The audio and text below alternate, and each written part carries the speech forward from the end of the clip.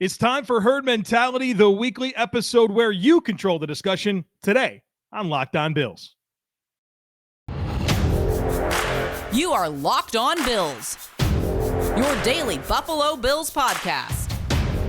Part of the Locked On Podcast Network, your team every day.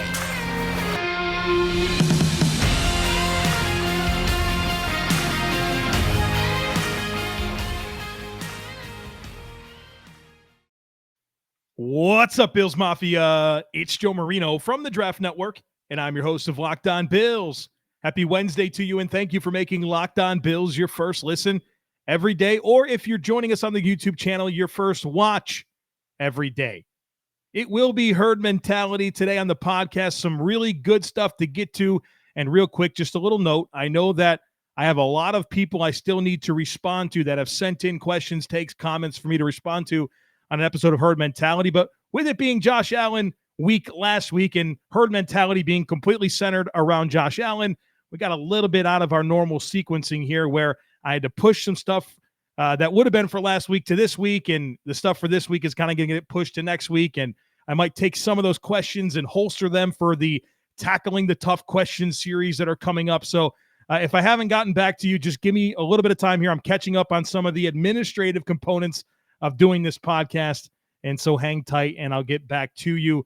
But we do have a bunch of great stuff to get into today on the podcast. The first one is a great question from Andrew, who says there's no question that Poyer and Hyde really came into their own in Buffalo. Fortunately for us, they grew, they embraced the process, they embraced their roles on the defense and developed into elite safeties. But this wasn't the case before they came to the Bills. Can you explain how these two were able to become elite for us? I'm sure there are many variables, but was it McDermott, Frazier, Butler? Was it the system? Was it the barbell wings? How do we replicate their growth, their impact, and that recipe for success in our safety depth and in other positions around them? Is that even possible? Awesome question here. And it's fair to point out that, Jordan Poyer was on a couple of different teams, really never materialized into much with the Eagles or the Browns. Signed a very modest deal to come to Buffalo. Micah Hyde, an original draft pick of the Green Bay Packers, I think 5th round, if I'm not mistaken, became a nice player for their defense, but they didn't even offer him an extension. And they both walked and came to Buffalo and created the best, and I mean this, the best, objectively, the best safety tandem in the NFL. The best. And that's pretty unusual, right? You wouldn't expect that to happen. So if I were to highlight 4 things that stand out to me about why this happened and how this happened, first of all, I give a lot of credit to Brandon Beane and his staff for good pro scouting. We talk about draft picks and college scouting and that piece of the equation of team building, but we don't do a good enough job of recognizing good pro scouting. It's easy to sign a marquee free agent and get good results. The hard part is finding those bargain bin free agents and making it work for your team after another team said, you know what, we're good. They can walk. So number one, good pro scouting, identifying those players and bringing them in, understanding how the skill sets that they have complement each other. I think that's it's a very important dynamic of a safety pairing. You want 2 players that can play well off of each other. And for some teams, that's having a true free safety, a 1 high center fielder going to play in deep alignments, and a strong safety that you're willing to play down in the box and give you a size player, a force player.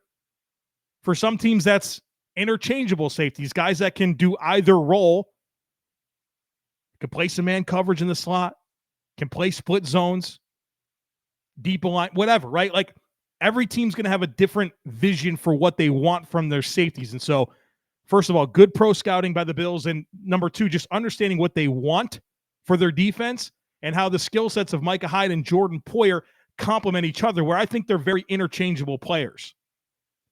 I don't think either one has limitations. And because of that, because you can do anything with both, man, it opens up a lot for your defense and how you space the field in coverage. So those are the first 2 things, good pro scouting and an understanding of their skill sets and how they complement each other and what you want them to be for your defense.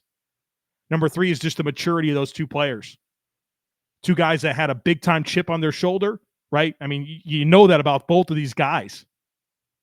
5th-round pick for Micah Hyde, overlooked by the Packers. Jordan Poyer on a couple of different teams. Had a really good career at Oregon State. Wound up being like a 7th-round pick. Guys that were mature but had a chip on their shoulder, and they had something to prove.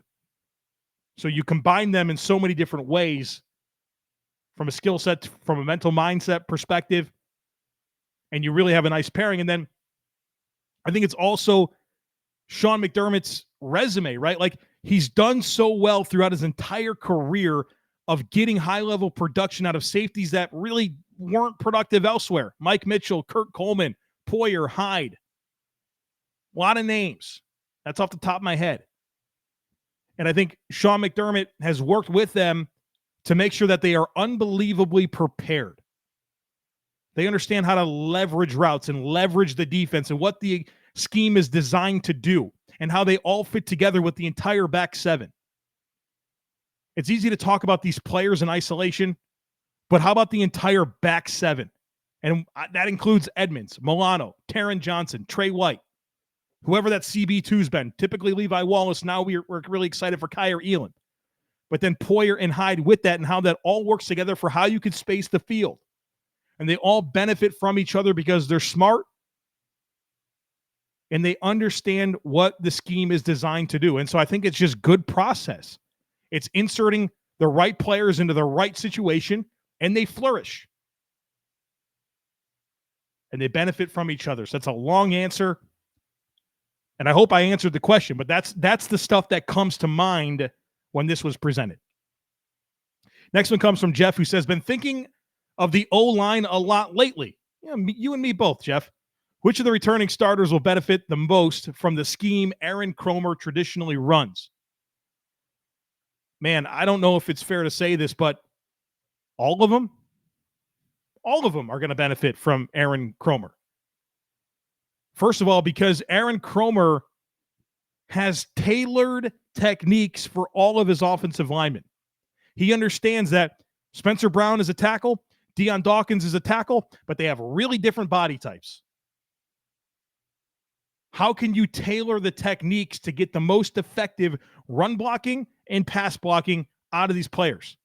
Roger Saffold, Ryan Bates, they're both guards, completely different body types and ways that you would think that they win, right? And so he tailors the technique. It's not a one-size-fits-all. This is how we do it. He's willing to understand his personnel and understand how to get the most out of them. Now, there's core principles. There's non-negotiables, but he's not going to ask every player to do everything the same exact way. I've had a lot of really good conversations with Aaron Kromer, and I'm going to spend a lot of time with him next weekend at O-Line Masterminds, and I can't wait to learn more about this. But I remember when I talked to him at the Combine for a long time, we went through so much, and he showed me a lot of different techniques. He demonstrated the technique on me. And I came away with an even greater appreciation. I knew Aaron Kromer. I knew what he's accomplished in the NFL, the players he's developed, how good the offensive lines and run games have been that he's influenced. But what I gained an appreciation from my time with him was just how willing he was to understand individual players and how to get the most out of them. And we went through a lot, and I cannot wait to spend more time with him next weekend and share what I can with you, in the following weeks. And that'll be the week I have scheduled right now. I'm going to be at O-Line Masterminds, I think like the 8th and the 9th of July. So that next week, I have planned tackling the tough questions regarding the Bills' offensive line, and I plan on dumping a lot of what I learned there into that conversation. So good stuff is coming on that front. But I legitimately think they're all going to benefit. I think the scheme is going to be better. There's going to be more angles, advantageous angles baked into how the offensive line adjusts based on alignment. I think the Brian Daboll, Bobby Johnson run scheme was predicated on math, right? Like, oh, we have good math. We have good numbers. We should be able to run the ball and it work. There weren't enough built-in checks to allow these offensive linemen to adjust on the fly based on alignment and get good looks. And then the other thing that I've said it as often as I could about this Bills offensive line and how it's engineered for this season is that there's athleticism across the board. All of these dudes are big-time athletes. Left to right, all of them. You're no longer, and I respect Darrell Williams. You guys know that. I respect the hell out of Darrell Williams. Good football player. Somebody should sign him to be a starter for them, and they'll be really happy. But you're not hiding a Darrell Williams. You're not hiding a John Feliciano. You're not hiding a Quinton Spain. Guys that are limited athletes. And because they're limited athletes, it restricts what you can do, whether they're play side or backside. You have to compensate for that. You don't have as much range. You can't do the zone runs. That's why the Bills' offensive line and the Bills' run game, when they tried to do zone, didn't work. It's because they didn't have the right mix of guys up front, the right skill sets up front, because they always had to compensate for some very underwhelming athletes, like a Quinton Spain, like a John Feliciano, like a Darrell Williams. So you have better techniques, a better scheme and vision, and more athleticism. Everyone's going to benefit from Aaron Kromer and his influence on this Bills offensive line and run scheme. Next one from Sam.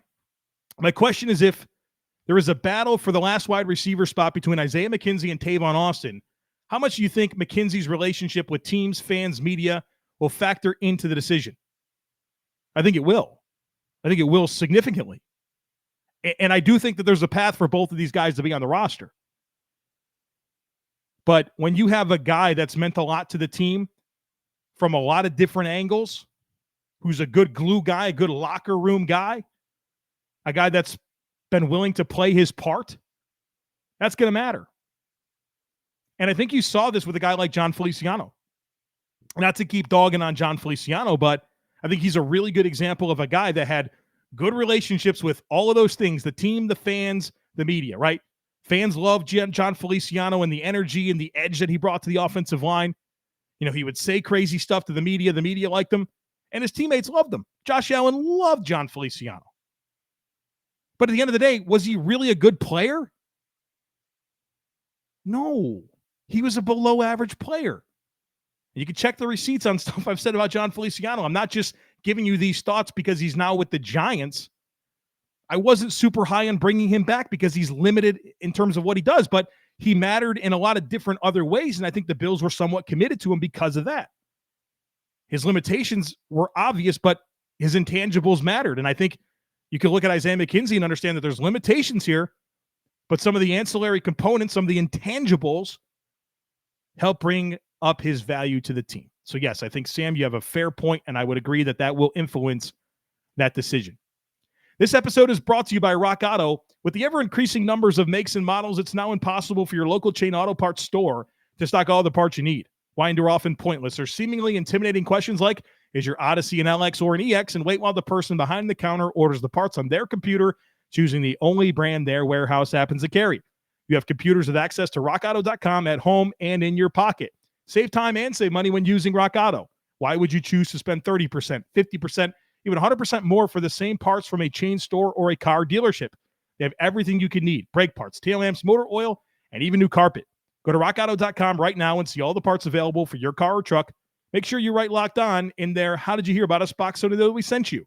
They have amazing selection, reliably low prices, and all the parts your car will ever need over at rockauto.com.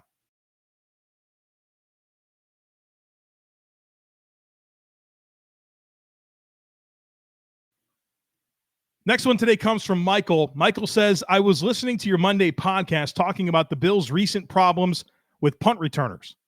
You made a comment about how returning punts is a lot harder than kickoffs, and you would rather have a good punt returner since any running back can go back and return kicks. While I understand it's harder to field a punt and you have a lot more decisions to make, let it bounce, fair catch, but I'm curious, what about returning kicks makes it hard that a good punt returner couldn't do both? I feel like if a player can master returning punts, they should have an easier time with kickoffs. Thanks again, and as always, go Bills. Yeah, for sure. I think it's fair to say that. If you can get all the stuff done that requires you to be a good punt returner, you should be able to be a kick returner. And I think that's why you see punt returners that also kick return, but there are some, not even some, there's a lot of kick returners that don't punt return. The problem is the Bills haven't gotten the punt returner stuff figured out. and I'll kind of talk just a little bit more about this. It's just a different skill set for a punt returner. Just think about just the basic function.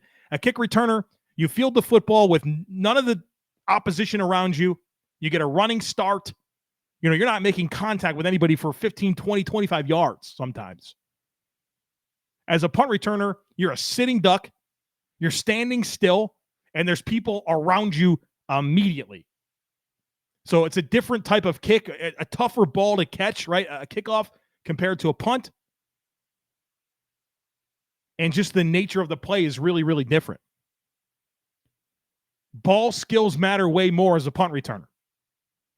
As a kick returner, you could muff a kick return and let it bounce 4 times and pick it up, and you're still going to probably be able to get 5 to 10 yards. As a punt returner, if you don't field that ball cleanly and you muff it, you're in big trouble because the opposition is going to be right there to pick it up. So ball skills matter way more. You mentioned the decision-making is way harder. It's way more involved as a punt returner. And then it's just because of that, it's different physically and mentally. So like I said, I do believe pretty much any running back should be able to go back there and handle a kick return.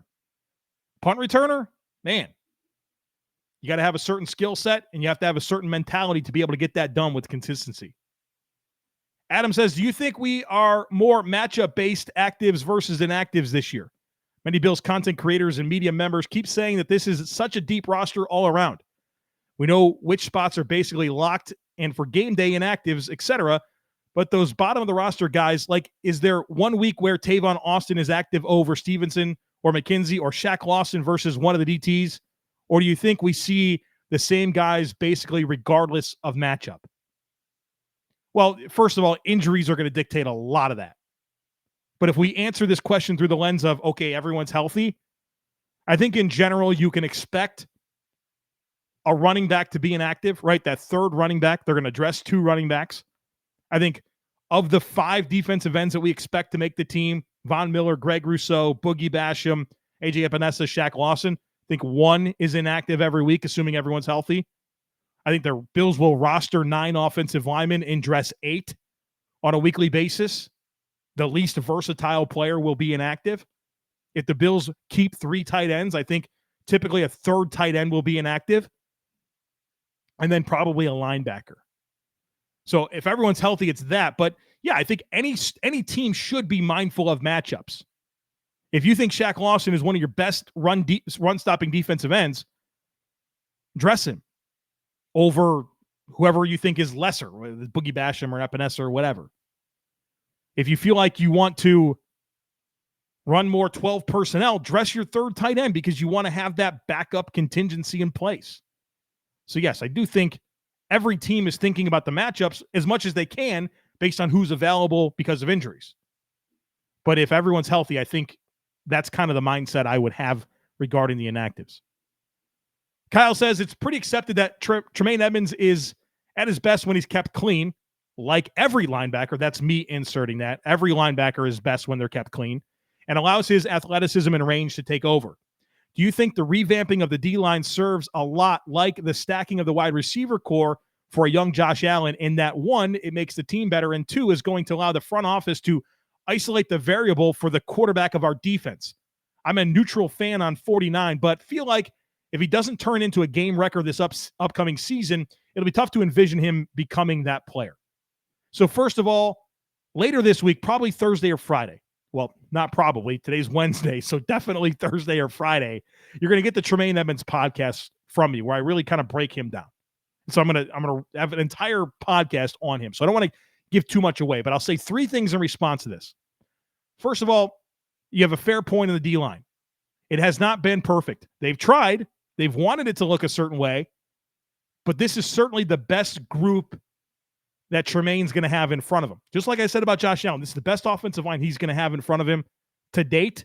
This is the best D-line that's going to be in front of Tremaine Edmunds to date. And yes, there is an element of that should help him to showcase his true skill set this year at its maximum capacity. Secondly, and I'll expand a lot on this on the podcast later this week, but the Bills aren't a team that prioritizes being +1 in the box. They're not a team that prioritizes being +1 in the box, and that puts a lot more on your linebackers. A lot more. Number 3, I think the most important piece of the Tremaine Edmunds conversation, first of all, it's what he does this year. That's most important. But even if he's the same player we saw last year, it's a dollars thing. If the Bills re-sign Tremaine Edmunds to $18 million a season, you're going to feel a lot different about that than if it's 10 or 12. So the dollars are going to matter a lot. And again, I got like an entire podcast worth of stuff to say about Tremaine Edmunds, so I'm going to save a lot of that for later in the week. But just just a quick bird's eye view, those are 3 things that come to mind here based on the question that Kyle asked. Owen says, a bit of a question I can't really get my head around how to ask. I think our D has improved this year without a doubt.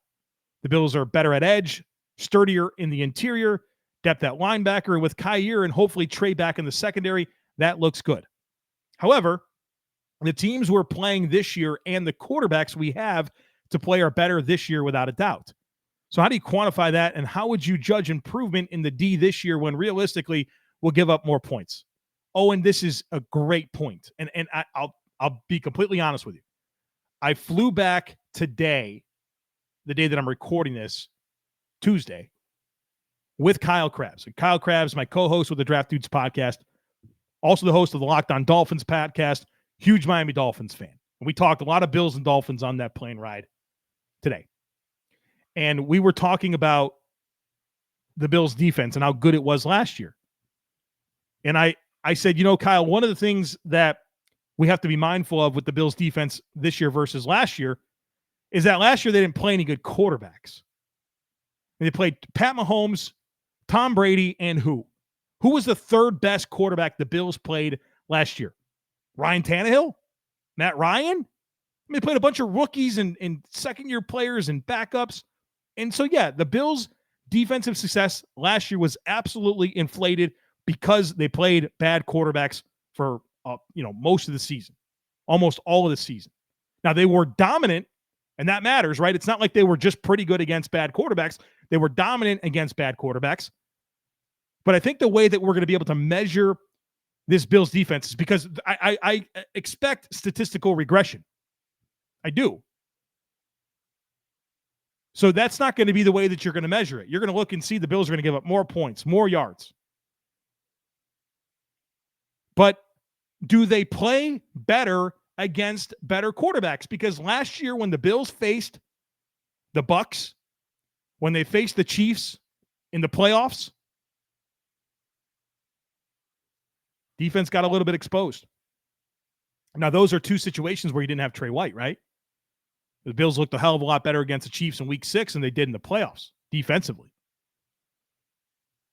So do they play better against better defenses? That's what I'll be looking for.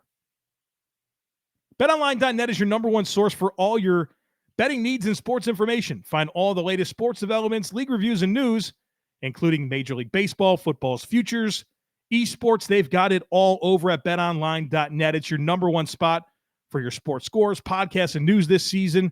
It is the fastest and easiest way to check in on all your favorite sports and events, including MMA, boxing, and golf. They also have MLS. I actually bet on a MLS game a couple weeks ago. It was really fun. Head to the website today or use your mobile device to learn more about the trends and the action. It's BetOnline, and it's where the game starts.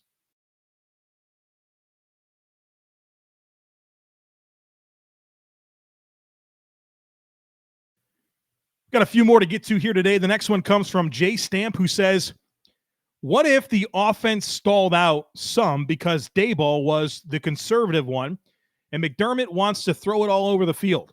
Also, assuming this to be true, could this unlock another level with Josh Allen, assuming that Dorsey is like-minded to McDermott? Well, I think most people would agree that Brian Daboll was the aggressive mind, right? The pass-happy mind, more so than Sean McDermott. You heard Sean McDermott repeatedly say that we have to be a two-dimensional offense and we need to make other teams one-dimensional. Now, I think Sean McDermott has evolved a lot as a coach in terms of being aggressive, right? The Sean McDermott game manager that we watched in 2017 and 2018 and even 2019, different than what we saw over the last couple of years. That goes hand in hand with Josh Allen's growth. You can't just be aggressive to be aggressive. You have to have the belief that you can actually convert. You think the Bills' 2018 offense was equipped to go for it at the rate that they did in 2020 and 2021? No. So I think McDermott has adapted and evolved as his team has proven more. But I would be surprised if what you're suggesting through this question, that Dable was the conservative one and McDermott was the aggressive one, I would be surprised if that's true. And I don't want this to be twisted, right? I don't think that Sean McDermott is conservative. I think he's conservative when he needs to be, and there's times where he's frustrated me with some conservativeness, and that's certainly what I'm referring to as the AFC Championship game in 2020. But I like his evolution. But I'd also be very, very surprised if it was as you stated it, to be completely honest with you. Kathleen says, question on respectful relationships with rivalries. Share about a friend or family member who cheers for a rival team, the Pats, Dolphins, Jets, and how do you keep your friendship respectful even through tough losses? My dad is a diehard Patriots fan, and we have genuine respect and try to be happy for one another regardless of outcomes. My parents even babysat our 1- and 3-year-olds so we could drive from Massachusetts to Buffalo for the playoff game last year in the freezing cold. When we got home, my dad gave me the biggest hug and said, I'm happy for you. Yeah, I think this is really good. My best friend in the whole world, Kyle Krabs, is a Miami Dolphins fan. He loves the Dolphins. Loves them. He loves them like I love the Bills. And that's obviously a big dynamic of our relationship. But Kyle was the best man in my wedding.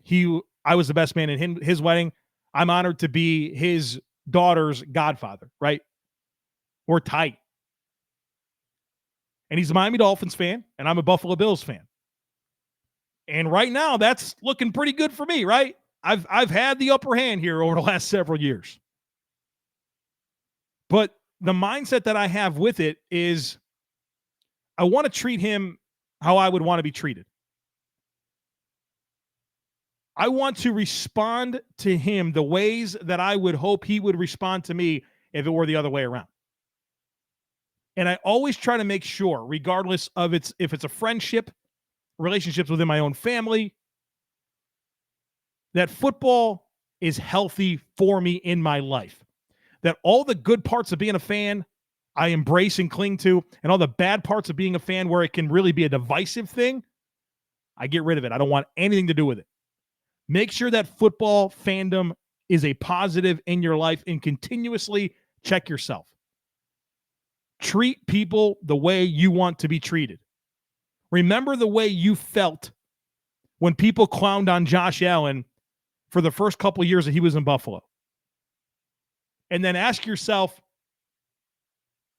are you doing that for Jets fans right now about Zach Wilson? Are you doing that right now for Patriots fans about Mac Jones? You're doing that right now for Dolphins fans about Tua Tagovailoa?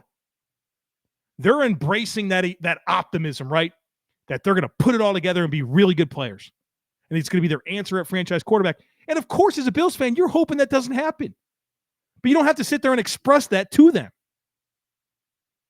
Because you didn't like it when people did that about Josh Allen. Now, obviously, you get to dunk on it, right? And obviously, Josh has answered all of his critics. And I would say it's unlikely that all three of those guys are going to turn out to be the answer for those teams. But treat people how you want to be treated. It's that simple. You want it to be rubbed in your face that your team lost a game to a rival and your friends or family members are gloating over that? You want that to happen to you? No, you don't. So don't do that to other people. Make sure football is healthy for you and that it's always a positive in your life, regardless of the results of games. Last one today comes from Ed, who says, I enjoyed listening to the Josh Allen week roundtable discussion. I love the differing voices and perspectives singing Josh's praises. The drought in our pile of average to below average quarterbacks were mentioned, which makes me so grateful the Bills found their guy in number 17. I began to wonder which of the past starters could even make one of the recent rosters as QB2, QB3, or as a practice squad player. In other words, which of our former starters would Joe Marino consider in a backup role for the Bills since Josh Allen took over? Below is the list of starters I took from Wikipedia from 2000 forward. Assume that the former quarterbacks are playing in their prime. That's important.